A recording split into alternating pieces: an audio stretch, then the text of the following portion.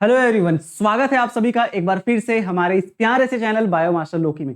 दोस्तों, आज का हमारा टॉपिक होने वाला है जैविक प्रक्रिया उत्सर्जन तंत्र। एक्सक्रीटरी सिस्टम के कुछ 20 एमसीक्यू क्वेश्चंस हम लोग यहां पर सॉल्व करेंगे और ये है हमारा एमसीक्यू नंबर 9। ज्यादा टॉपिक्स अब बचे नहीं हैं, है ना। कौन कौन से टॉपिक बचे हैं आपको बता देता हूं। प्रजनन एवं वृद्धि वाला टॉपिक बचा है, हमारा जेनेटिक्स वाला टॉपिक बचा है, और हमारा फिर एक नियंत्रण एवं समन्वय टॉपिक बच गया, और एक टॉपिक और बचा है, हाँ, सेल डिवीजन, कोशिका विभाजन। ये 4 टॉपिक बचे हैं। तो यहां पर ये एमसीक्यू नंबर 9 है। 4 एमसीक्यू और आएंगे, उसके बाद फिर हम लोग शुरू करेंगे महा मैराथन। मजा आने वाला है, लाइव सेशन होगा, रोज लाइव सेशन लेंगे और आप लोगों का बायो का पूरा एमसीक्यू यहां पर हम लोग सॉल्व करके देंगे। ठीक है, चलो।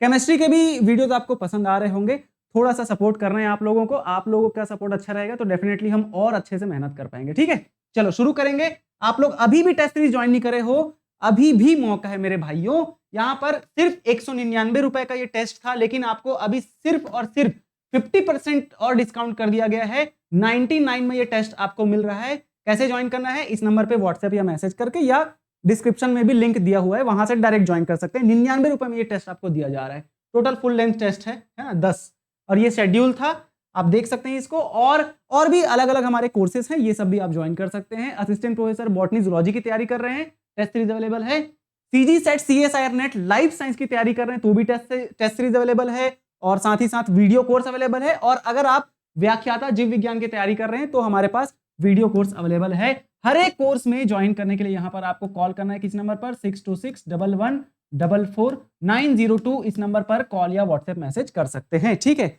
चलो। और ये जितना भी पढ़ाया जा रहा है यहाँ पर, ये सारा कुछ आपको कहां पर मिलने वाला है, पीडीएफ बायोमास्टर लोकी के टेलीग्राम चैनल में, जिसका लिंक डिस्क्रिप्शन में दिया हुआ है। आप फटाफट ज्वाइन कर सकते हैं। ठीक है, शुरू करेंगे आज का हमारा पहला क्वेश्चन। लेकिन इससे पहले मैं आप लोगों को बता दूं, है ना, कि फोन वगैरह मैं थोड़ा साइलेंट कर देता हूं।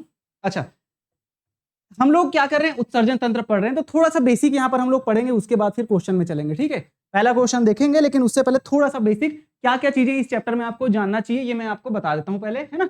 चलो, बड़े ध्यान से सुनोगे, कोई डाउट आएगा तो पूछोगे। ठीक है, देखो, अगर हम बात करते हैं हमारे एक्सक्रीटरी सिस्टम की, उत्सर्जन तंत्र की, तो उत्सर्जन तंत्र बेसिकली है क्या? हमारी बॉडी का वह तंत्र जो हमारे शरीर से अपशिष्ट पदार्थ को बाहर करती है। वेस्ट मटेरियल, यूरिन, मूत्र विसर्जन, है ना। तो अपशिष्ट पदार्थों को बाहर करने वाला जो तंत्र है, दैट इज उत्सर्जन तंत्र। ठीक है, अब मेन जो उत्सर्जन तंत्र में जो अंग प्रेजेंट रहता है, ऑर्गन रहता है, उसे क्या बोलते हैं, किडनी बोलते हैं, है ना। किडनी, ये मेन पार्ट है हमारे उत्सर्जन तंत्र का। तो अगर हम उत्सर्जन तंत्र यहां पर बनाने की कोशिश करते हैं, बढ़िया सा सुंदर सा, तो बना देंगे, है ना। ये देखो, ये इस तरीके से बीन के शेप का किडनी होता है हमारा। कौन से शेप का, बीन शेप का। कौन से शेप का, बीन। बीन मतलब जानते हो ना, सेमी नहीं, बरबट्टी का बीजा, है ना, तो वो।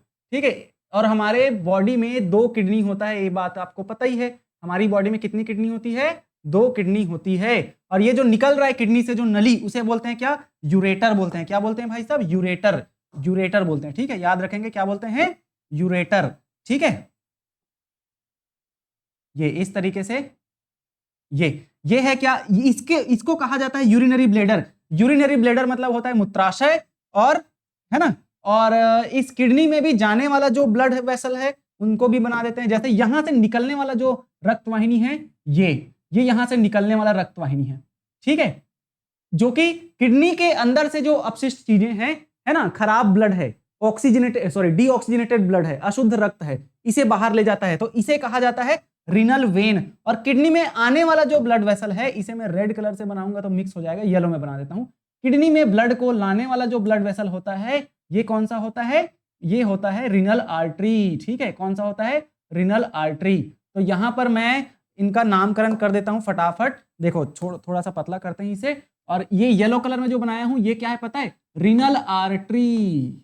किडनी में ले जाने वाला, किडनी में ब्लड को ले जाने वाला जो ब्लड वेसल है, रीनल आर्टरी। ठीक है, और किडनी से बाहर ब्लड को ले जाने वाला जो रक्तवाहिनी होता है, इसे कहते हैं क्या, रीनल वेन। आपको पता ही है ना, रीनल वेन। आपको पता ही है भाई कि किडनी से संबंधित जो भी चीजें होती है, उसे रीनल नाम से लिखा जाता है। ठीक है, रीनल नाम, रीनल। ठीक है, तो किडनी से संबंधित रीनल, आर्टरी क्या करता है, शुद्ध रक्त को ले जाता है, वेन क्या करता है, अशुद्ध रक्त को बहाता है। ठीक है, ये बात आपको पता है।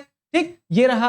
अब हम बात करते हैं अगर इसकी, ये क्या है हमारा, ये है यूरेटर, मूत्र मार्ग बोल सकते हैं, मूत्र मार्ग नहीं, हिंदी में एग्जैक्ट क्या बोलेंगे, यूरेटर को कुछ तो बोलते हैं, है ना, मूत्रवाहिनी ऐसा कुछ बोलते हैं।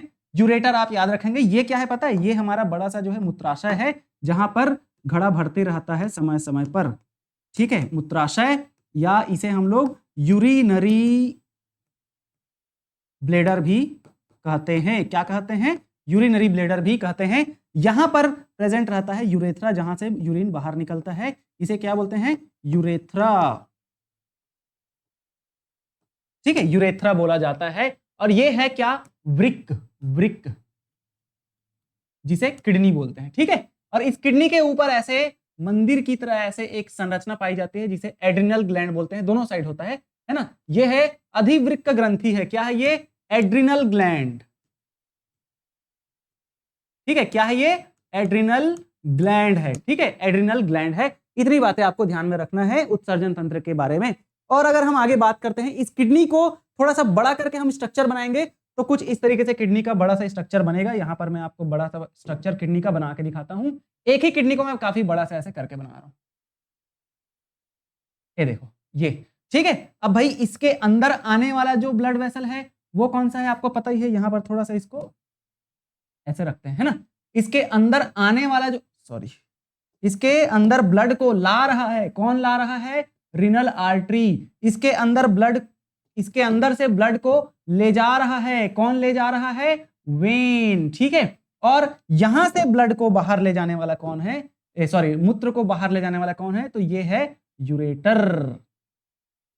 ठीक है, ये इन तीनों का हम लोग को नाम पता ही है। ठीक है, क्या क्या है, इसको और लिखने की जरूरत है, लिख देते हैं। चलो, यहां से ब्लड जा रहा, नहीं आ रहा है, अंदर ब्लड आ रहा है। ठीक है, कौन सा ब्लड आ रहा है, शुद्ध ब्लड, ऑक्सीजनेटेड ब्लड। यहां से ब्लड जा रहा है, कौन सा ब्लड जा रहा है, अशुद्ध ब्लड, डीऑक्सीजनेटेड ब्लड। ठीक है, तो जा रहा है, किसके थ्रू जा रहा है, ये जा रहा है हमारे रीनल वेन के थ्रू। ठीक है, और आ रहा है, किसके थ्रू आ रहा है ब्लड किडनी में, हमारे रीनल आर्टरी। ठीक है, किसके थ्रू आ रहा है, रीनल आर्टरी। ठीक है, रीनल आर्टरी के थ्रू ब्लड अंदर आ रहा है।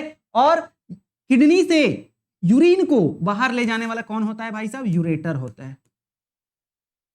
ठीक है, यूरेटर, इस बात को ध्यान में रखेंगे। किडनी के अंदर बहुत सारी संरचना होती है, लेकिन बहुत डिटेल में पढ़ने की जरूरत है नहीं, मैं बता देता हूं। यहां पर इस तरीके से कुछ पिरामिड्स प्रेजेंट रहते हैं, है ना, किडनी के अंदर ये। ठीक, किडनी के अंदर कुछ इस तरीके से पिरामिड प्रेजेंट रहते हैं ऐसे। ठीक है, मेडुलरी पिरामिड, ये है ना।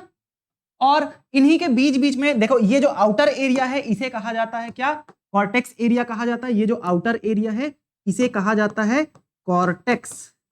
ठीक है, क्या कहा जाता है भाई साहब, कॉर्टेक्स कहा जाता है। और ये जो बीच वाला रीजन होता है, ये इतना रीजन, ये जैसे यहां से इतना क्या है, बाहर का जो रीजन है वो कॉर्टेक्स होता है। ठीक है, लेकिन अंदर वाला जो रीजन है इसे कहा जाता है मेड्यूला। क्या कहा जाता है, मेड्यूला, है ना। रीनल कॉर्टेक्स, रीनल मेड्यूला कहा जाता है। अब ये जो कॉर्टेक्स और मेडुला दोनों रीजन पर हमारा नेफ्रॉन प्रेजेंट रहता है, तो नेफ्रॉन को मैं बना देता हूं येलो कलर से। नेफ्रॉन का जो, देखो नेफ्रॉन क्या है पता है, नेफ्रॉन को मैं यहां पर लिख देता हूं, nephron is the structural and fundamental unit of kidney. क्या है नेफ्रॉन, नेफ्रॉन को हिंदी में भी नेफ्रॉन ही याद रखना। तो नेफ्रॉन के बारे में ध्यान रखेंगे, क्या बात ध्यान रखना है आपको नेफ्रॉन के बारे में, कि संरचनात्मक तथा कार्यात्मक इकाई है नेफ्रॉन, किसकी, किडनी की। स्ट्रक्चरल एंड फंडामेंटल यूनिट,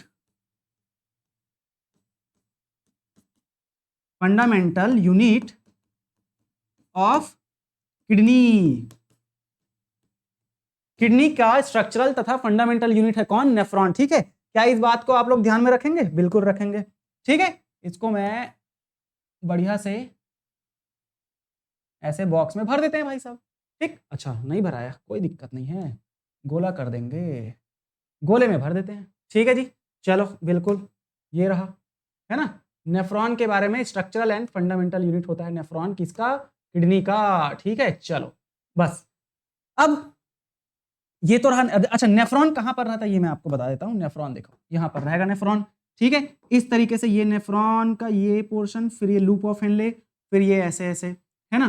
फिर यहाँ पर एक और नेफ्रॉन बना देते हैं, ये ऐसे गया, ये ऐसे ऐसे, है ना। ये सब नेफ्रॉन के स्ट्रक्चर को मैं अभी और आपको थोड़ा सा बताऊंगा, फिर आगे बढ़ जाएंगे, ठीक है। ये नेफ्रॉन, बहुत सारे नेफ्रॉन होते हैं एक किडनी में, ठीक है। बहुत सारे नेफ्रॉन होते हैं, इस बात को आपको ध्यान में रखना, ठीक है। बहुत सारे, भाई नेफ्रॉन से ही मिलकर किडनी बना है हमारा, ठीक है। ये चीज यहाँ पर और भी बहुत सारे रीजन होते हैं, कैलिक्स वगैरह होता है, तो वो पढ़ने की जरूरत नहीं है उतना डिटेल में।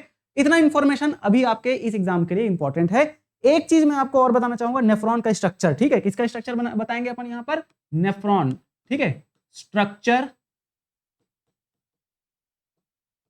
ऑफ नेफ्रॉन, ठीक है। नेफ्रॉन के स्ट्रक्चर की अगर हम बात करते हैं, है ना, तो नेफ्रॉन कुछ इस तरीके से होता है। देखो बढ़िया सा पढ़ेंगे अपन यहाँ पर नेफ्रॉन का संरचना, ठीक। ये इस तरीके से, ये एक संरचना, ठीक है। ये ऐसा, ये ऐसा, ये नीचे गया, ये लूप ऑफ हेनले, और ये फिर डिस्टल कॉन्वोल्यूटेड ट्यूब्यूल, और इधर फिर होता है कलेक्टिंग डक्ट। यहां पर ये है proximal convoluted tubule, loop of Henley, ascending limb of loop of Henley, फिर आता है हमारा descending limb of loop of Henley, फिर डिस्टल कॉन्वोल्यूटेड ट्यूब्यूल, और ये इधर खत्म, ठीक। और फिर यहां पर प्रेजेंट रहता है क्या? कलेक्टिंग डक्ट, ठीक है। ये ऐसा कलेक्टिंग डक्ट, ये नेफ्रॉन का स्ट्रक्चर होता है। और नेफ्रॉन में यहां पर एफेरेंट आर्टेरियोल ऐसे आएगा, यहां पर ऐसे ऐसे जाकर पूरा मुड़ेगा, और फिर आगे जाकर ये थोड़ा पतला हो जाता है ना, ये आगे जाकर ऐसे यहां से बाहर निकल जाता है, यहां से ये ऐसे इसको कवर कर लेगा, ये है, ये वासा रेक्टा कहलाता है ना, ये ऐसा, ठीक। ये नेफ्रॉन का हमारा स्ट्रक्चर है। अब देखो बड़े ध्यान से सुनोगे, ये जो हमारा स्ट्रक्चर ये वाला, इसे कहा जाता है बोमन्स कैप्सूल। क्या कहा जाता है? Bowman's capsule. बोमन्स कैप्सूल मतलब बोमन भाई का कैप्सूल है ये, बोमन्स साइंटिस्ट का नाम था, है ना, बोमन्स कैप्सूल। ये इतना रीजन जो है ना, ये हमारा पीसीटी है, पीसीटी प्रॉक्सिमल कॉन्वोल्यूटेड ट्यूब्यूल। ये पूरा हमारा है क्या? LOH, loop of Henley. ये जो रेड कलर का दिखाई दे रहा है ये है वासा रेक्टा, इसे क्या बोलते हैं? वासा रेक्टा कहते हैं। और ये क्या कहलाता है भाई साहब? ये कहलाता है हमारा डिस्टल कॉन्वोल्यूटेड ट्यूब्यूल, और ये है हमारा कलेक्टिंग डक्ट। क्या है ये? Collecting duct. क्या है ये? कलेक्टिंग डक्ट कहलाता है, ठीक है। ये हमारा नेफ्रॉन का स्ट्रक्चर, इसे कहा जाता है ग्लोमेरुलस कहा जाता है, ये है ना, ग्लोमेरुलस, ठीक। ग्लोमेरुलस कहलाता है। अच्छा सॉरी, ये ग्लोमेरुलस नहीं है, एक सेकंड। ग्लोमेरुलस हमारा कौन सा संरचना है ये मैं आपको बताना चाहूंगा। ग्लोमेरुलस है ये वाला, ये है ग्लोमेरुलस, ठीक है। ये ग्लोमेरुलस है, लेकिन ये तो आने वाला आर्टरी है, मतलब किडनी के अंदर, नेफ्रॉन के अंदर आने वाला आर्टरी कहलाता है एफेरेंट आर्टरी, एफेरेंट आर्टरी, ठीक है। और ग्लोमेरुलस से जाने वाला जो आर्टरी है ये कहलाता है हमारा इफेरेंट आर्टरी या आर्टेरियोल, है ना। एफेरेंट आर्टेरियोल लिखना, इसको आर्टरी मत लिखना, एफेरेंट आर्टेरियोल, ठीक है। आने वाला एफेरेंट आर्टेरियोल, इन सब का भी हिंदी में भी आपको नाम पता चल जाएगा, ठीक है, आर्टेरियोल। और जाने वाला इफेरेंट, इफेरेंट आर्टेरियोल। इस नेफ्रॉन में आने वाला जो आर्टरी है ना, वो कैसा है? थोड़ा मोटा है, ब्लड को स्पीड से मतलब आराम से लेके आ रहा है, लेकिन यहां से पतला हो जाता है ताकि जो रक्त है उसमें जो भी मूत्र है वो यहां से छन के ऐसे इसमें फिल्टर हो पाए। फिल्टर होता है भाई, तभी ये फिल्टर होकर इधर जाएगा, फिर यहाँ पर एब्जॉर्प्शन रीएब्जॉर्प्शन होगा, ये सब होता है यहाँ पर, पूरा प्रोसेस यहाँ पर मूत्र निर्माण का होता है। इस नेफ्रॉन में होता क्या है? मूत्र निर्माण। क्या होता है? मूत्र निर्माण का कार्य होता है। यूरिन फॉर्मेशन, क्या होता है? यूरिन फॉर्मेशन, ठीक है। यूरिन फॉर्मेशन का काम यहां पर होता है, किसमें? हमारे नेफ्रॉन में, ठीक है। चलो आगे बढ़ जाते हैं, अब इसको डब्बे में भर देते हैं, ठीक। आगे बढ़ जाते हैं। अब इतना मेरे ख्याल से इस चैप्टर के लिए काफी है ना। क्विक रिवीजन किए अपन यहां पर। अब हम लोग क्वेश्चन सॉल्व करते हैं भाई साहब, ठीक है। देखो क्वेश्चन कैसे कैसे क्वेश्चन है। सबसे आसान सा क्वेश्चन है, सबसे पहला जो क्वेश्चन है हमारा सबसे आसान है।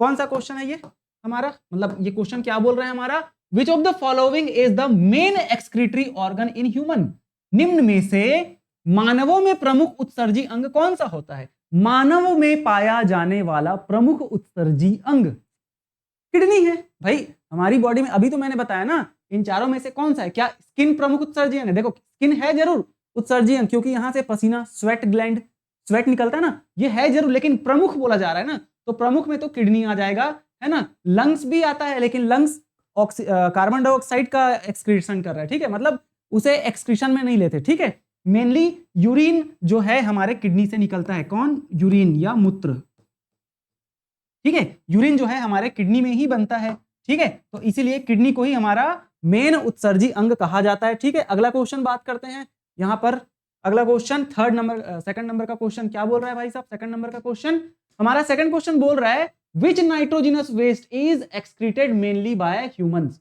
मनुष्यों द्वारा मुख्यतः कौन सा नाइट्रोजन युक्त अपशिष्ट निकाला जाता है। तो मनुष्यों द्वारा यूरिन का फॉर्मेशन किया जाता है, यूरिया का फॉर्मेशन किया जाता है। देखो अगर हम बात करते हैं उत्सर्जी एक्सक्रीटरी मटेरियल की, ठीक है, तो तीन प्रकार के उत्सर्जी पदार्थ होते हैं, ठीक है, तीन प्रकार के उत्सर्जी पदार्थ होते हैं, थोड़ा इसे मोटा करते हैं, 3 टाइप्स ऑफ क्या एक्सक्रीटरी मटेरियल, ठीक है, 3 टाइप्स ऑफ एक्सक्रीटरी मटेरियल, तीन प्रकार के उत्सर्जी पदार्थ होते हैं। पहला क्या होता है भाई साहब, पहला हमारा हो जाता है क्या, पहला है अमोनिया, ठीक है, पहला क्या है अमोनिया है। दूसरा क्या होता है पता है, दूसरा है यूरिया, और तीसरा क्या होता है पता है, तीसरा हो जाता है हमारा यूरिया, दूसरा तो यूरिया है UREA, और तीसरा क्या हो जाता है, तीसरा है यूरिक एसिड, क्या होता है तीसरा, यूरिक एसिड। अब ये किसमें किसमें पाया जाता है, तो देखो अमोनिया जो है ना सबसे ज्यादा टॉक्सिक होता है, ये टॉक्सिक ज्यादा है, ठीक है, फिर ये लेस टॉक्सिक, और ये और बहुत कम टॉक्सिक होता है, very less toxic, less toxic, कम जहरीला है ना। तो भाई जो जहरीला सबसे ज्यादा है ना वो ऐसे ऑर्गेनिज्म में उत्सर्जी पदार्थ होता है जो पानी में रहते हैं, ठीक है। अमोनिया उत्सर्जन करने वाले जो ऑर्गेनिज्म होते हैं वो कहां रहते हैं, पानी में रहते हैं, पानी में रहने वाले, ठीक है, पानी में रहने वाले जानवरों में अमोनिया उत्सर्जी पदार्थ होता है। हवा में रहने वाले, सॉरी, पानी और जल थल दोनों में, मतलब जिनको पानी की जरूरत थोड़ा होता तो है लेकिन एकदम ज्यादा भी नहीं, अमोनिया ऐसे ऑर्गेनिज्म में पाया जाता है उत्सर्जी पदार्थ जिनको हमेशा पानी की जरूरत होती है, जैसे कि भाई पानी में रहने वाले जो भी हैं, है ना, मछली उछली ये सब, मतलब पानी में जितने भी ऑर्गेनिज्म रहते हैं, जितने भी जानवर पानी में रहते हैं उनका जो उत्सर्जी पदार्थ है अमोनिया होता है। यूरिया ऐसे जानवरों का उत्सर्जी पदार्थ होता है जो पानी में नहीं रहते लेकिन उनको पानी की जरूरत होती है, ठीक है, बहुत कम पानी की जरूरत नहीं, पानी की जरूरत होती है। जैसे हम लोग यूरिया एक्सक्रीट करते हैं तो ये वाटर प्लस लैंड, है ना, मतलब पानी की जरूरत ठीक ठाक होती है, लेकिन ऐसा नहीं है कि एकदम पानी में ही रहेंगे ऐसा, ठीक है, तो ये यूरिया वाले ऐसा। फिर यूरिक एसिड में बहुत कम पानी की जरूरत होती है, लेस वाटर या ना के बराबर। भाई पक्षी छिपकली ये सब पानी वानी की जरूरत बहुत कम होती है इन लोग को, है ना, तो ये यूरिक एसिड वाले हैं, ठीक। याद रखना ये तीनों क्या है पता है, ये तीनों है उत्सर्जी पदार्थ है और तीनों अलग अलग जानवरों में पाया जाता है। अमोनिया ऐसे जानवरों में होता है उत्सर्जी पदार्थ जो हमेशा पानी में रहते हैं, जिनको पानी की बहुत जरूरत होती है, और अमोनिया ज्यादा जहरीला भी है। फिर उससे कम जहरीला है यूरिया, यूरिया उत्सर्जी पदार्थ किसका होता है, जिनको पानी की जरूरत तो होती है लेकिन हमेशा पानी में नहीं रहते। और तीसरा है यूरिक एसिड, ऐसे जानवर जो पानी में कभी रहते नहीं हैं, उनको पानी की बहुत कम जरूरत होती है। और यूरिक एसिड थोड़ा सा कैसा होता है, सॉलिड होता है ना, उनका जो उत्सर्जी पदार्थ होता है चिड़िया बर्ड्स वगैरह का तो वो सॉलिड होता है, आप जानते ही होंगे, ठोस होता है ना, छिपकली वगैरह का, ठीक है, तो वो चीज, तो इनको पानी की बहुत कम जरूरत होती है और ये बहुत कम जहरीला होता है, ठीक है, ये चीज। अब एक चीज और याद रखना, अमोनिया उत्सर्जित करने वाले जानवरों को अमीनोटेलिक कहा जाता है, यूरिया इस उत्सर्जित करने वाले जानवरों को यूरियोटेलिक कहा जाता है, और यूरिक एसिड उत्सर्जित करने वाले जानवरों को यूरिकोटेलिक कहा जाता है। इस बात को आप ध्यान रखेंगे। तो यहां पर हमें पूछा गया है इंसानों के लिए कि मनुष्यों का द्वारा प्रमुख क्या लिखा है, मनुष्यों द्वारा मुख्यतः कौन सा नाइट्रोजन युक्त अपशिष्ट पदार्थ निकाला जाता है, तो मनुष्यों द्वारा हमको पता है यूरिया, ठीक है, अमोनिया किसके लिए पता है आपको, फिर यूरिक एसिड भी पता है, ठीक है, और क्रिएटिन ये नहीं आएगा इसका आंसर, ठीक है। चलो आगे बढ़ जाते हैं भाई साहब, आगे बढ़ जाते हैं हमारे तीसरे क्वेश्चन की ओर। तीसरा क्वेश्चन बोल रहा है विच of the following is a structural and fundamental unit of kidney. ये हम लोग अभी जस्ट देखे हैं, वृक्क की संरचनात्मक एवं क्रियात्मक इकाई निम्न में से कौन सी है। संरचनात्मक एवं क्रियात्मक इकाई नेफ्रॉन है, आप पढ़े ही हैं। न्यूरॉन तो हमारे नर्वस सिस्टम की संरचनात्मक तथा कार्यात्मक इकाई है। एल्वियोलस नहीं आएगा, वायु कोश मतलब ये लंग्स का है, एल्वियोलाई हम लोग जानते ही हैं, है ना, एल्वियोलाई लंग्स की संरचनात्मक तथा कार्यात्मक इकाई है। ग्लोमेरुलस नहीं आएगा और नेफ्रॉन भी नहीं आएगा इसका आंसर। नेफ्रॉन तो भाई सॉरी न्यूरॉन तो हमारे नर्वस सिस्टम का मतलब तंत्रिका तंत्र का यूनिट है, ठीक है, किसका यूनिट है ये, तंत्रिका तंत्र, ठीक। चलो ये रहा, तो नेफ्रॉन हमारे किडनी की कार्यात्मक तथा संरचनात्मक इकाई होती है। चौथा क्वेश्चन बोल रहा है what is the function of glomerulus in nephron. Nephron में ग्लोमेरुलस का कार्य क्या होता है। भाई साहब अभी हम लोग देखे थे ग्लोमेरुलस क्या करता है, रीअब्जॉर्प्शन नहीं करता है, पुनः अवशोषण तो आगे पीसीटी डीसीटी में होता है, ठीक है, पुनः अवशोषण कहां पर होता है, प्रोक्सिमल कॉन्वोल्टेड ट्यूब्यूल तथा डिस्टल कॉन्वोल्टेड ट्यूब्यूल, ये सब में होता है पुनः अवशोषण। लेकिन फिल्ट्रेशन का जो कार्य है ना, रक्त का निस्यंदन का कार्य जो है, फिल्ट्रेशन का कार्य जो है, यही होता है हमारे ग्लोमेरुलस के द्वारा। और यूरिन स्टोरेज का कार्य तो मूत्राशय के द्वारा होता है। किसके द्वारा होता है, यूरिनरी ब्लेडर के द्वारा होता है, ठीक है, किसके द्वारा, यूरिनरी ब्लेडर में होता है ये काम, ठीक है, यूरिनरी ब्लेडर में होता है ये काम, ठीक है, कहां होता है, यूरिनरी ब्लेडर या मूत्राशय में होता है यूरिन का स्टोरेज। वाटर बैलेंस, भाई साहब वाटर बैलेंस नहीं आएगा, water balance loop of Henle आ सकता है, ठीक है, क्योंकि सॉरी कलेक्टिंग डक्ट में आ सकता है, ठीक। अगला क्वेश्चन है विच of the following part of nephron is responsible for maximum reabsorption. ठीक है, बोला जा रहा है नेफ्रॉन का वह कौन सा भाग है जहां पर सबसे ज्यादा अवशोषण होता है, रीअब्जॉर्प्शन होता है। देखो जब ग्लोमेरुलस में फिल्ट्रेशन होता है ना नेफ्रॉन में, ग्लोमेरुलस कहां पर, मैंने अभी डायग्राम आपको दिखाया था, है ना, मैंने आपको डायग्राम एक बढ़िया सा दिखाया था, देखो ये रहा नेफ्रॉन का संरचना, चले गया, आजा भाई साहब, ये देखो, तो यहां पर फिल्टर होता है, देखो हर मिनट ना 125 ml फिल्ट्रेशन बनता है, 125 ml पर मिनट, ठीक है, 125 ml पर मिनट यहां पर क्या बनता है, फिल्ट्रेट बनता है, ठीक है, 125 ml पर मिनट फिल्ट्रेट बनता है। तो इस 125 ml में भाई एक मिनट में 125 ml यहां पर फिल्ट्रेट बन रहा है। अब पूरा 100 भाई एक मिनट में 125 ml यूरिन बन रहा है, तो फिर तो गड़बड़ हो जाएगा, हर बार सोचो जाना पड़ेगा, ऐसा नहीं होता है। 125 बना, ये आगे जाकर पूरा यहां पर जैसे ये पीसीटी है, इसमें क्या होता है, सबसे ज्यादा रीअब्जॉर्प्शन होता है, क्या होता है यहां पर, मैक्सिमम, क्या होता है, रीअब्जॉर्प्शन। मतलब कि रीअब्जॉर्प्शन मतलब क्या होता है, जो मूत्र में यूरिन में ये जो फिल्ट्रेट है, इसमें जो जो इंपॉर्टेंट चीजें रहती है उसे वापस से ले लिया जाता है। जैसे पानी ज्यादा है, पानी ज्यादा ले लिया, पानी को वापस ले लिया, फिर ग्लूकोज है, ग्लूकोज को वापस ले लिया, NaCl है, उसको वापस ले लिया, है ना, और कुछ भी चीज इंपॉर्टेंट चीज जो हमारे शरीर के लिए जरूरी है, उन सारी चीजों को वापस ले लिया जाता है। मतलब यहां से क्या कर लिया जाता है, ऐसे रीअब्सॉर्ब कर लिया जाता है, ठीक है। तो यहां पर सबसे ज्यादा जो रीअब्सॉर्प्शन है या अवशोषण है, सबसे ज्यादा वो पीसीटी में होता है। फिर सेम काम डीसीटी में भी होता है, सेम काम डीसीटी में भी होता है, लेकिन यहां पर मैक्सिमम नहीं है, ठीक है। यहां पर भी क्या होता है, रीअब्सॉर्प्शन होता जरूर है, लेकिन एब्जॉर्प्शन, ठीक है।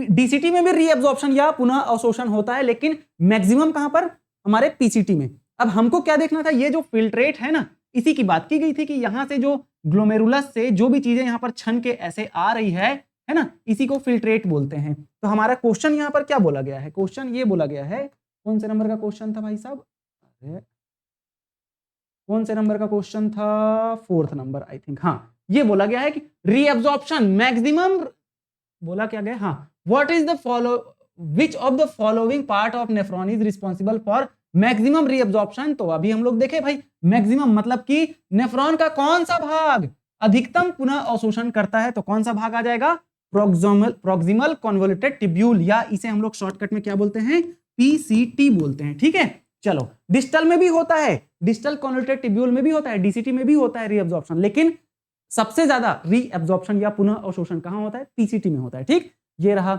नेफ्रॉन के बारे में। अगला question, which of the following connects the kidney to the urinary bladder? निम्न में से कौन वृक्क को मूत्राशय से जोड़ता है? कौन जोड़ता है? हमने बात किया था यूरेटर, मूत्रवाहिनी मैंने बताया था। ठीक है, मूत्रवाहिनी, यूरेटर किडनी को मूत्राशय से जोड़ता है। ऐसे हम लोग किडनी बनाए थे, ये ऐसे यहां से जो निकल रहा है ना, ये किडनी, और यहां से जो निकल रहा है ना, ये है यूरेटर, यहां पर ऐसे मूत्राशय था। ठीक है, तो ये जो है, ये है क्या है? यूरेटर या मूत्रवाहिनी। ठीक है, इसी की बात की गई, मतलब किडनी को मूत्राशय से जोड़ने वाला जो पाइप है वो कौन सा है? मूत्रवाहिनी है, यूरेटर है। ठीक है जी, चलो अगला क्वेश्चन हम लोग बात करते हैं। क्वेश्चन नंबर है 7th, what is the primary function of loop of Henle? Henle फंडे का मुख्य कार्य क्या होता है? लूप ऑफ हेनले मैंने बनाया था यहां पर ऐसे, है ना, अभी जस्ट हमने लूप ऑफ हेनले देखा है। कैसे बनाया था मैंने लूप ऑफ हेनले? कुछ इस तरीके से, ये ऐसे हुआ, फिर ये ऐसे जाकर, ये ऐसे जाकर, ये ऐसे ऐसे, ये नीचे गया ऐसे, तो यही तो है लूप ऑफ हेनले। ये नीचे जो जा रहा है ना, ये है लूप ऑफ हेनले। इस लूप ऑफ हेनले का क्या कार्य है बोला जा रहा है, तो इस लूप ऑफ हेनले का क्या कार्य है मैं आपको बताना चाहूंगा। इस लूप ऑफ हेनले का कार्य फिल्ट्रेशन तो बिल्कुल नहीं है, है ना, लूप ऑफ हेनले का कार्य फिल्ट्रेशन नहीं है, ना ही सिक्रीशन है, स्त्रावण भी नहीं है, निस्यंदन भी नहीं है, यूरिन स्टोरेज मूत्र भंडारण भी नहीं है, लेकिन मेंटेनेंस ऑफ कंसंट्रेशन ग्रेडियंट, बिल्कुल ये इसका आंसर है ना। सांद्रता प्रवणता बनाए रखने का कार्य करता है। क्या होता है पता है? यहां पर अगर यूरिन में पानी ज्यादा हो रहा है तो उसे ले लिया जाता है, अगर यूरिन में पानी कम हो रहा है तो दे दिया जाता है ना। अगर यूरिन में सॉल्ट कम हो रहा है तो दे दिया जाता है, अगर यूरिन में सॉल्ट ज्यादा हो रहा है तो ले लिया जाता है ना। तो इस तरीके से यहां पर पानी और सॉल्ट मतलब कि NaCl की बात होती है, तो पानी और सॉल्ट को लेने देने का कार्य यहां पर चलते रहता है। मतलब यूरिन को कॉन्सेंट्रेशन बनाता, नीचे जैसे जैसे जाना है यूरिन कॉन्सेंट्रेटेड होते जाता है, ऊपर जैसे जैसे जाता है यूरिन डाइल्यूट होते जाता है। मतलब कि नीचे जैसे जैसे यूरिन जाते जाता है तो यूरिन की सांद्रता बढ़ते जाती है, और यूरिन जैसे जैसे ऊपर जाते जाता है यूरिन की सांद्रता घटते जाती है। तो ये सांद्रता बढ़ाने और सांद्रता को घटाने का कार्य कौन करता है पता है? लूप ऑफ हेनले ही करता है। इसीलिए यहां पर लिखा है कॉन्सेंट्रेशन ग्रेडियंट को मेंटेन करने का कार्य, सांद्रता प्रवणता बनाए रखने का कार्य कौन करता है? हमारा किडनी का, नेफ्रॉन का लूप ऑफ हेनले करता है ये कार्य। ठीक है, चलो मैं उम्मीद करूंगा आप सभी को क्वेश्चन समझ आ रहे होंगे। अगला क्वेश्चन बोल रहा है which blood vessel brings blood to the glomerulus? Glomerulus में रक्त कौन सी रक्तवाहिनी लाती है? लाने का कार्य कौन सी रक्तवाहिनी करती है? मैंने बोला था एफेरेंट। ठीक है, ए मतलब आने वाला, और एक होता है ईफेरेंट, ई मतलब एग्जिट, जाने वाला। ठीक है, ए से आने वाला, ई से जाने वाला। तो मैंने बोला था यहां पर आपको संरचना बना के भी दिखाया था, ठीक है, कि भाई साहब ये है ग्लोमेरुलर, ठीक है, आधा बना देता हूं यहां पर, ये है बोमन कैप्सूल। ठीक, अब यहां पर रक्त को लाने का कार्य कौन कर रहा था? मैं दूसरे कलर से बना रहा हूं, ये रक्त को लाने का कार्य कर रहा है। ठीक है, ये ऐसे ऐसे यहां पर ऐसे बनाए, और जाने वाला कौन है? जाने वाला है, पतला होता है जाने वाला, आने वाला तो मोटा होता है, जाने वाला ऐसे पतला होता है। ठीक है, ये तो रक्त को लाने का कार्य करता है हमारा एफेरेंट आर्टेरियोल।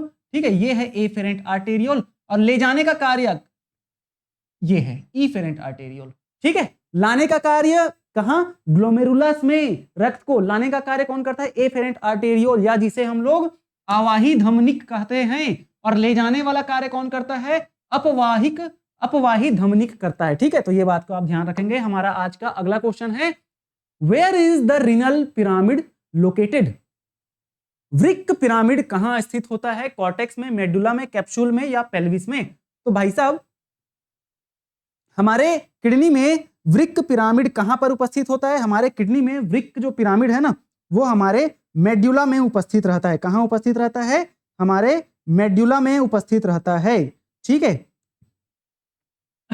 मेड्यूला में उपस्थित रहता है, इस बात को आपको ध्यान में रखना है। कैसे मेड्यूला में? मैंने बता चुका है कि डायग्राम के थ्रू। ठीक है, मेड्यूला में उपस्थित रहता है, ये किडनी है। ठीक है, ये निकला यूरेटर ऐसे, और ये जो पिरामिड इस तरीके से मैंने बनाया था ना, ये सब पिरामिड क्या है? ये है पिरामिड, मेड्यूलरी पिरामिड। तो भाई ये पूरा रीजन मेडुला का होता है, अंदर साइड वाला रीजन। ठीक है, ये अंदर तरफ वाला पूरा रीजन क्या है? मेडुला, और बाहर वाला जो रीजन होता है ये होता है कॉर्टेक्स। तो हमारा जो मेडुला का, सॉरी, पिरामिड का मेजर जो पोर्शन है वो मेडुलरी रीजन में है, इसीलिए इसे मेडुला कहा जाता है। मतलब मेडुला वाले रीजन में रहता है। कौन? हमारा जो, सॉरी ये कॉर्टेक्स में ठीक लगाया है मैंने, गलत है, ये मेडुला आएगा ना, आप ध्यान रखेंगे। कहां रहता है हमारा जो मेडुलरी पिरामिड है, वो मेडुला में रहता है। ठीक, अगला क्वेश्चन हम लोग बात करेंगे, question number 10, in which part of the nephron does selective reabsorption of glucose and amino acid occur. Nephron के किस भाग में ग्लूकोज और अमीनो अम्ल का चयनात्मक पुनः अवशोषण होता है? सेलेक्टिव रीअब्जॉर्प्शन की बात की जा रही है। नेफ्रॉन के किस भाग में ग्लूकोज तथा अमीनो एसिड का रीअब्जॉर्प्शन होता है? तो यहां पर आप इसमें भी आंसर याद रखेंगे, पीसीटी। पीसीटी में ही क्या होता है? ग्लूकोज एंड अमीनो एसिड का सेलेक्टिव रीअब्जॉर्प्शन होता है। ठीक है, बाकी आंसर्स नहीं होंगे।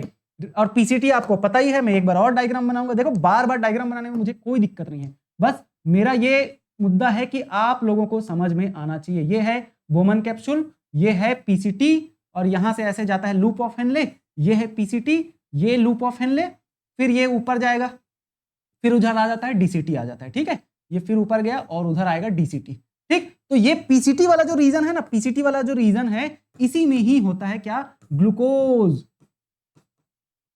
ग्लूकोज एंड अमीनो एसिड का सेलेक्टिव रीअब्जॉर्प्शन। ये है पीसीटी, ये है क्या? Loop of Henley, loop of Henley, और ये है हमारा डीसीटी। देखो, बार बार बता रहा हूं। और ये क्या है? हमारा बोमेन भैया का कैप्सूल है। क्या है ये? Bowman's capsule. ठीक है, क्या है ये? बोमन्स कैप्सूल है। ठीक है, चलो, इसका आंसर है पीसीटी। ग्लूकोज और अमीनो एसिड का रीअब्जॉर्प्शन कहां पर होता है? सेलेक्टिव रीअब्जॉर्प्शन या चयनात्मक पुनः अवशोषण पीसीटी में होता है। ठीक, हमारा आज का अगला क्वेश्चन है, which hormone regulates water reabsorption in the collecting duct. अब कलेक्टिंग डक्ट किसको बोलते हैं, ये भी मैंने आपको बता चुका है। ये है, मान के चलो, किडनी, सॉरी नेफ्रॉन का पीसीटी, लूप ऑफ हेनले, फिर ये डीसीटी, फिर ये होता है कलेक्टिंग डक्ट। ठीक है, ये ऐसे गया, लूप ऑफ हेनले गया, फिर ये डीसीटी, और ये ऐसे जो आता है ना, ये है DCT, sorry collecting duct, CD. तो इस कलेक्टिंग डक्ट में बोला जा रहा है कि इसे कलेक्टिंग डक्ट को संग्राही नलिका भी बोलते हैं ना, में जल पुनः अवशोषण को कौन सा हार्मोन नियंत्रित करता है? याद रखेंगे, एडीएच, एंटी डायूरेटिक हार्मोन। इसे कहा जाता है क्या? Anti diuretic hormone. ठीक है, एंटी डायूरेटिक हार्मोन। ठीक है, याद रखेंगे, कौन सा hormone? Anti diuretic hormone. Anti diuretic hormone ही यहां पर वाटर के पुनः अवशोषण को क्या करता है? रेगुलेट करता है। क्या होता है यहां पर? वाटर का पुनः अवशोषण होता है, मतलब पानी को फिर से ले लिया जाता है। तो यहां पर जो हार्मोन काम करता है वो कौन सा है? ADH, anti diuretic hormone. कौन सा हार्मोन? ADH hormone. ठीक है, कौन सा हार्मोन? ADH hormone. चलो, अगला क्वेश्चन हमारा आज का question number 12, what is the cup shaped structure surrounding glomerular called. ठीक है, तो कप शेप्ड स्ट्रक्चर की बात की गई है, हमने ऐसे बनाया था ना, ये है कप शेप्ड स्ट्रक्चर, ये, और ये आगे जाता है ऐसे। ठीक है, तो ये जो कप शेप्ड स्ट्रक्चर है, जिसे हम लोग क्या बोलते हैं? बोमन भैया का कैप्सूल बोलते हैं। क्या बोलते हैं भाई साहब? Bowman's capsule. और यहां पर रहता है क्या? ग्लोमेरुलर, ऐसे। तो ये है बोमन कैप्सूल। आंसर इसका ये हो जाएगा। लूप ऑफ हेनले तो आगे आगे ऐसे बनाएंगे तो ये लूप ऑफ हेनले होता है। ठीक है, मालपीजियन बॉडी नहीं होगा, रिनल कैप्सूल भी नहीं होगा। चलो, आज का हमारा 13th नंबर का क्वेश्चन बोल रहा है ना। देखो, मेरा पूरा फोकस है आप लोगों को बहुत अच्छे से पढ़ाने का। कोई भी डाउट आ रहा है तो आप लोग क्या कर सकते हैं? कमेंट कर सकते हैं, है ना। कुछ क्वेश्चंस किसी को डाउट हो सकता है, बिल्कुल, बहुत सारे लोग कमेंट करते हैं और मैं हर एक का कमेंट पढ़ता भी हूं, हर एक के कमेंट को क्या करता हूं? रिप्लाई करता हूं। तो आप लोग क्या करेंगे? कमेंट करेंगे। ठीक है, अच्छा लग रहा है तो भी कमेंट करेंगे, खराब लग रहा है तो भी कमेंट कर सकते हैं, कोई दिक्कत नहीं है। फीडबैक हमेशा मुझे सीखने के लिए मजबूर करता है, तो मैं हर रोज सीख रहा हूं, हर रोज आप लोगों को अच्छा कंटेंट देने की कोशिश कर रहा हूं, बस आप लोग सपोर्ट करो। ठीक है, बहुत अच्छा कंटेंट मिलेगा। ठीक है, चलो, आज का हमारा 13th नंबर का क्वेश्चन बोल रहा है, what is the basic difference between cortical and juxtamedullary nephron. Cortical and juxtamedullary nephron मूल अंतर क्या है ना। दोनों नेफ्रॉन में मूल अंतर क्या है? तो प्रेजेंस ऑफ ग्लोमेरुलस या length of loop of Henley, है ना। ग्लोमेरुलस की उपस्थिति, लूप ऑफ हेनले की लंबाई, या प्रोक्सिमल नलिका की स्थिति, या अपवाही या आवाही धमनी की अनुपस्थिति, एब्सेंस ऑफ एफरेंट आर्टेरियोल या लोकेशन ऑफ प्रोक्सिमल टिब्यूल। तो इसका आंसर हो जाएगा, मैं आपको बता देता हूं, लूप ऑफ हेनले। देखो, अगर मैं एक बार फिर से स्ट्रक्चर बना दूं किडनी का तो कुछ इस तरीके से ये रहा किडनी, ठीक है। जस्ट एग्जांपल समझने के लिए नीचे कुछ ज्यादा ही वो बन गया, लेकिन ठीक है, कोई दिक्कत वाली बात नहीं, अपने को बस समझने से मतलब। ये है मेडुलरी पिरामिड, ऐसे, ठीक है। मेडुलरी पिरामिड इस तरीके से कुछ होता है। यहां पर अगर दो प्रकार के क्या होते हैं, नेफ्रॉन होते हैं। एक का नेफ्रॉन कैसे होता है पता है, ये मान के चलो, ये नेफ्रॉन, ये है पीसीटी, ये लूप ऑफ हेनले, और ये ऐसे कलेक्टिंग डक्ट, ठीक है। ये एक नेफ्रॉन हुआ। एक नेफ्रॉन कुछ ऐसा होता है, ये पीसीटी लूप ऑफ हेनले कुछ ज्यादा ही लंबा होता है, ठीक है।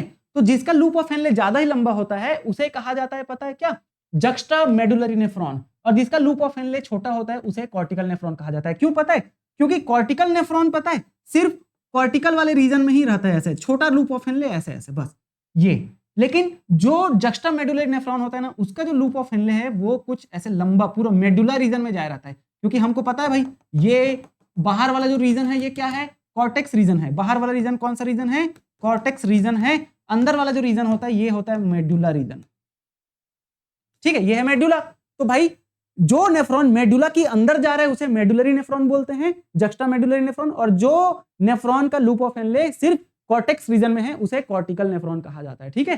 तो यहां पर लूप ऑफ हेनले का जो लेंथ है ना, हेनले फंदे की लंबाई के आधार पर ही दो प्रकार के क्या होते हैं, नेफ्रॉन पाए जाते हैं, ठीक। चलो आज का हमारा 14th नंबर का क्वेश्चन बोलता है क्या, urine formation involve how many main processes.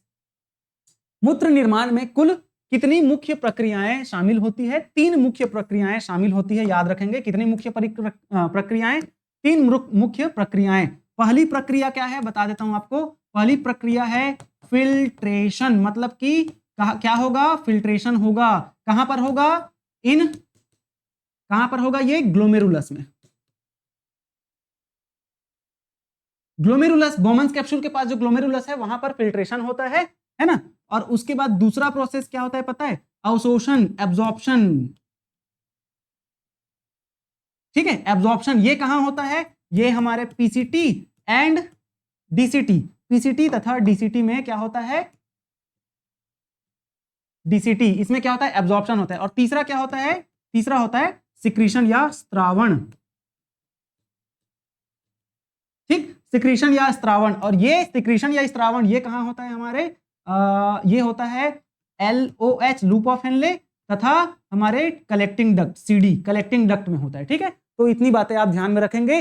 Filtration glomerulus में होता है, एब्जॉर्प्शन PCT DCT में होता है, और सिक्रीशन, ठीक है, सिक्रीशन या स्त्रावण ये होता है हमारे लूप ऑफ हेनले और DCT में। जिसको हिंदी में भी मैं लिख देता हूं, कोई दिक्कत वाली बात नहीं है।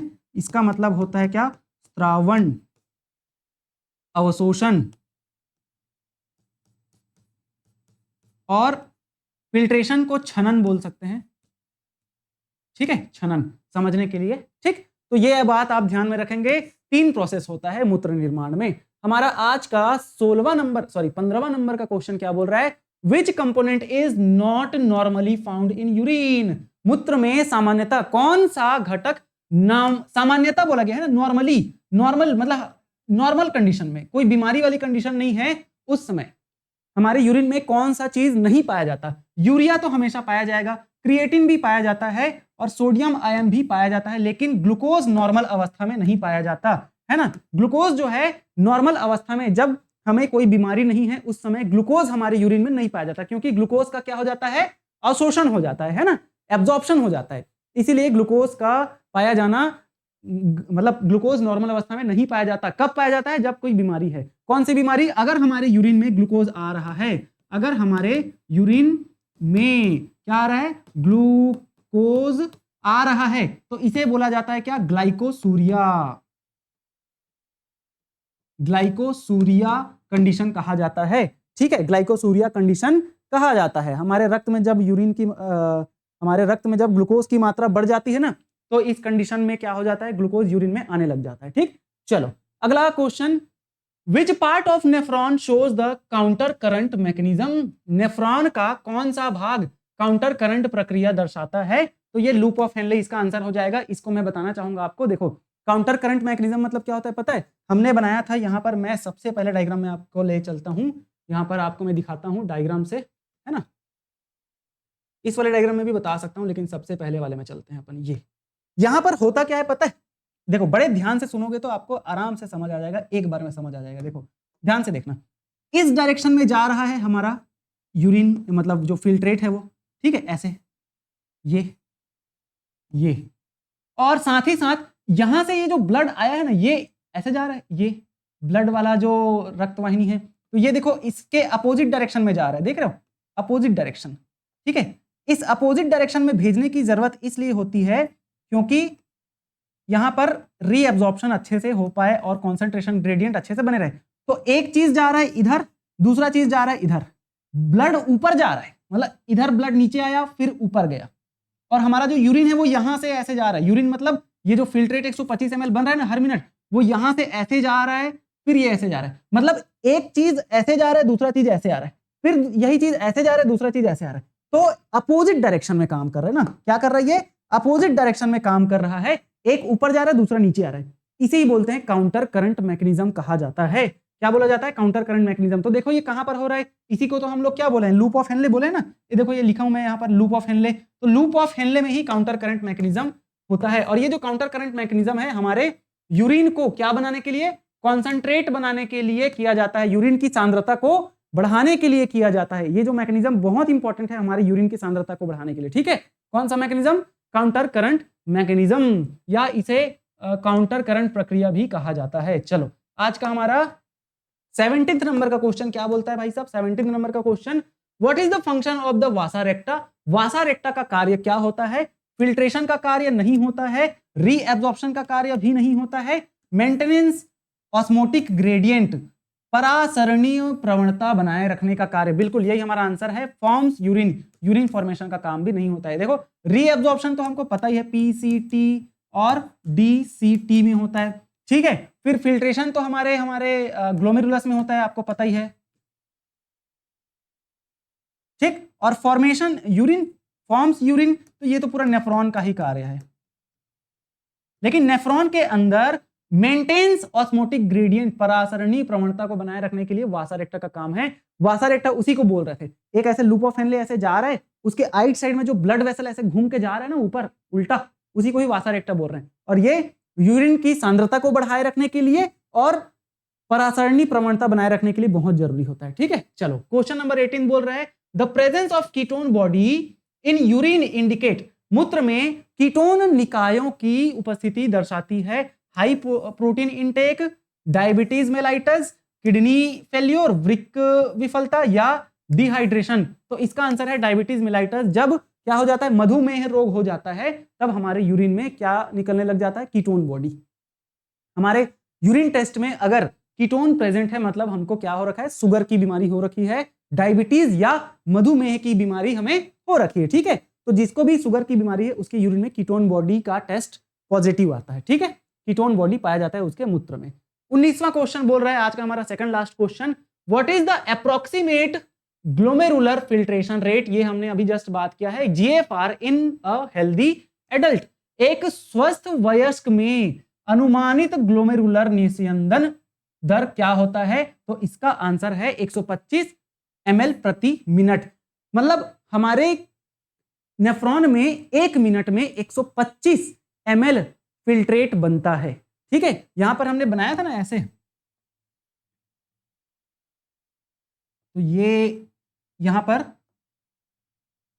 ये पीसीटी है आगे का पार्ट, आगे नहीं, यहीं पर क्या आता है हमारा, ग्लोमेरुलस आता है ये।